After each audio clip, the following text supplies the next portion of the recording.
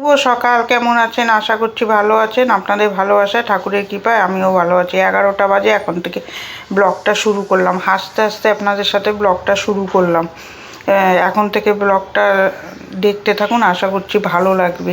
কি নিয়ে জানি হাসছিলাম, আজকে হাসি মুখেই আপনাদের সাথে ব্লগটা শেয়ার করলাম। এই যে আগে জলটা ভরে নেব, জলটা না ভরলে তারপরে বোতল ফাঁকা থাকলে জলটা খাওয়া হয় না, ওই ফ্রিজে রাখতে হবে, জলটা ঠান্ডা হবে। ওই জন্য আগের থেকে কাজের আগেই আমি সকালে তো বাসি কাজ টাজ করে নিয়েছি, করে চান টান করে নিয়েছি। তারপরে চলে আসলাম রান্নাঘরে কচুর শাকটা সিদ্ধ করব। ভাত ডালটা হয়ে গেছে, আলু ভাজা বসাবো। ওই যে আলু কড়াইতে তেলটা গরম করে ওইখানে আলুটা ছেড়ে দেবো। আলু ভাজাটাও করতে হবে, কচু শাকও করতে হবে। এই রান্না নানা ব্যঞ্জনে আমার রান্না করতে আমার ভালো লাগে না। এক একজন কচু শাক খাবে, এক একজন কচু শাক খাবে না। আলু ভাজতে হবে, আলু ভাজতে বসাবো। আর ওখানে কচু শাকটা ঝরাতে দিয়েছি। এর মধ্যে আবার কারেন্টও চলে যাবে, এত গরম পড়েছে। বৃষ্টি হলে কী হবে, কালকেও বৃষ্টি, অম্বুবাচীতে তো বৃষ্টি থাকেই, বৃষ্টি হচ্ছে কিন্তু ওরে গরম, এই গরম সহ্যও করা যাচ্ছে না, এত গরম। তারপরে চলে আসলাম এখানে কচুর শাকটা বসাবো। কড়াইতে তেল দিয়ে ভাজাগুলো বসালাম। এই যে এবার চলে আসলাম কড়াইতে, পোস্তটা বসিয়েছি, জল দিয়ে দিলাম। জল দিয়ে ওই পাশে কচুর শাক বসাবো। এখানে গান শুনছি, ভালো একটা বাউল গান শুনছি আর রান্না করছি।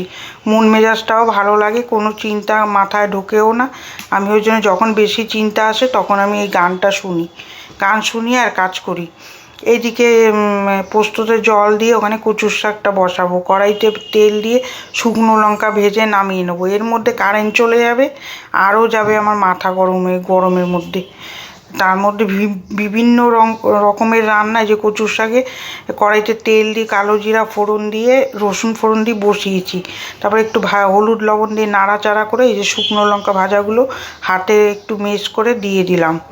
কচুর শাকটা অনেক সময় লাগে, দেখতে তো মনে হচ্ছে 10 মিনিটে হয়ে গেল, না 8 ঘন্টার উপরে লাগে এই কচুর শাক বানাতে। খেতে যেরকম ভালো লাগে সেরকম বানাতেও সেরকম কষ্ট হয়। কাটতে তো হাত চুলকে যায়, উনি কাটিয়ে নিয়ে আসে, আমার দ্বারা হবে না।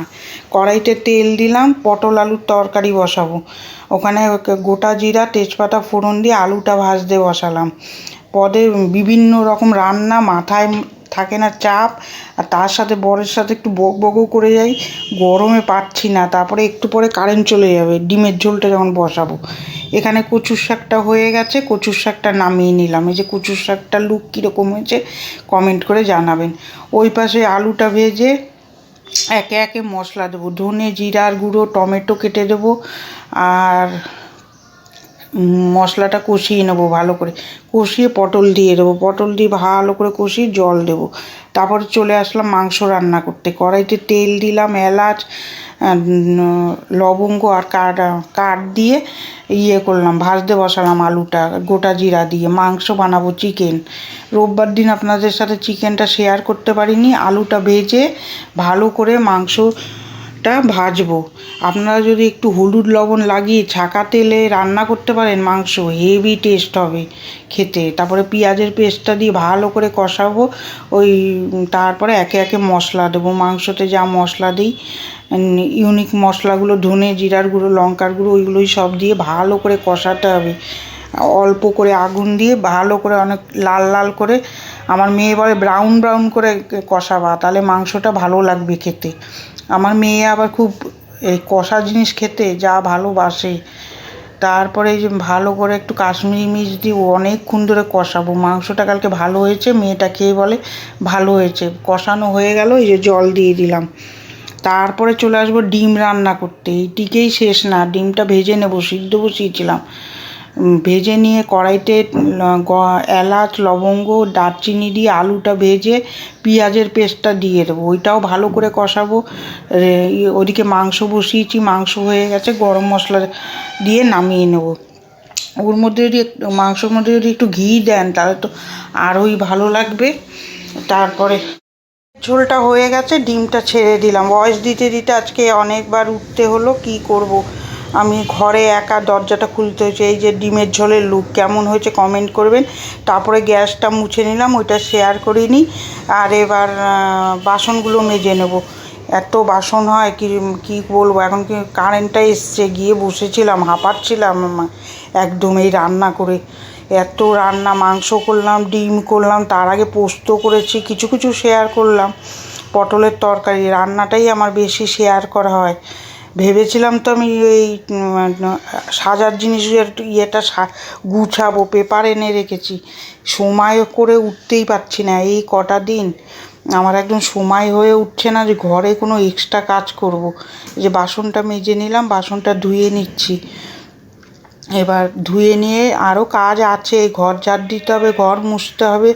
সকাল থেকে আর নিঃশ্বাস ফেলার সময় হয় না আমার যে বসে একটু গল্প করবো, একটু বসবো, তার সময় এই যে এইটুকু সময় একটু ভয়েস দিচ্ছি। সকালে উঠে সব সেরে নিয়েছি, তারপরে ভিডিও সকালেই এডিট করি, এডিট করে এই 10:30 খানিক মেয়ে বেরোয়, ভয়েস দিই, তারপরে আপনাদের সাথে ভিডিওটা শেয়ার পাবলিক করি। এই যে কথা বলতে বলতে ঘরটা ঝাড় দিয়ে নিলাম। ভিডিওটা কীরকম লাগছে একটু কমেন্ট করে জানাবেন, তাহলে আমার ভিডিওটা করতে ভালো লাগবে। এই যে অনেক দিন ভিডিওটা বন্ধ করার জন্য আমার চ্যানেলটা খুব ক্ষতি করে দিয়েছে, বুঝতে পেরেছি। কিন্তু এখন আমি আর বন্ধ করব না। কথা বলতে বলতে এই যে ঝাড় দিয়ে নিলাম। আমার আসলে কি হয়, মাঝে মাঝে খুব শরীর খারাপ লাগে, ওই জন্য ভিডিওটা মাঝে মাঝে বন্ধ করে রাখি। শরীর তো দেখছেন তো ভিডিওতে, এগুলো সব কিছু বানিয়ে না, সব আমি যা করি আপনাদের সাথে সেটাই শেয়ার করি। এগুলো যে আপনাদের দেখানোর জন্য করছি সেটা না, আপনাদের সাথে ভিডিও না করলেও করতে হয়, আর ভিডিও করলেও করতে হয়। যখন করছি তখন ভিডিওটাই করি। এই যে আমার জীবন তো এরকমই। এই যে তারপরে বেলকুনিতে চলে আসলাম, চলে এসে এই যে ইয়ে করবো, ওই যে বেলকুনিতে গাছে জল দেবো, ওই লাঠিটা ধুয়ে রেখে দেবো, রেখে দিয়ে তারপরে সব জামা কাপড় যা যা শুকিয়েছে তুলে নেব। কালকে অবশ্য ওয়েদার ভালো ছিল না, মেঘলা মেঘলা ওয়েদার, তার মধ্যে একটা পচা গরম পড়েছে। এই গরমে আরও গরম লাগছে, গরমের দিনের থেকেও বাজে এটা। বৃষ্টির দিনে দেখবেন গরমটা কেমন চ্যাপচ্যাপে গরম হয়, ওর থেকে গরমের দিনের গরমটা আবার অন্য রকম। গাছপালাগুলোতে জল দিয়ে দিলাম। এইগুলোর তো যত্ন করতে পারি না, সময় করে উঠতে পারি না। এই যে তারপরে চলে আসলাম জামা কাপড় গুছাতে। চাদরটা কেচেছিলাম, এই কটাই শুকিয়েছে। এখন সকালেই সব কেচে ফেলি, ওই বেলা অবধি রাখি না। মেয়ে খেতে আসে তখন না আমি হাঁপিয়ে উঠি, পারি না তখন কাচতে। ওই জন্য সকালে ঠিক করেছি কেচে ফ্রেশ হয়ে ঘরে আসবো একবারে, তাহলে কী হয় কাজের গুছটা হয়। এরপরে চলে যাব আবার রান্নাঘরে। এই যে ভয়েস দিচ্ছি, এটা তো সোমবারের ব্লগ। এই যে দুপুরের মেনুটা আপনাদের সাথে, সোমবার সরি এটা মঙ্গলবারের ব্লগ। ভাত ডাল করেছি, চিকেন করেছি, পটলের তরকারি, এই যে ডিমের ঝোল। ভিডিওটা এখানেই শেষ করলাম। ভয়েসে যদি একটু এদিক ওদিক হয় আপনারা ক্ষমা করে দেবেন। ভিডিওটা এখানেই শেষ করে দেবেন। ভিডিওটা কার কার ভালো লাগলো একটা লাইক দেবেন, সাবস্ক্রাইব করে আমার পাশে থাকবেন, ভালো থাকবেন। আগামীকাল দেখা হচ্ছে, টাটা।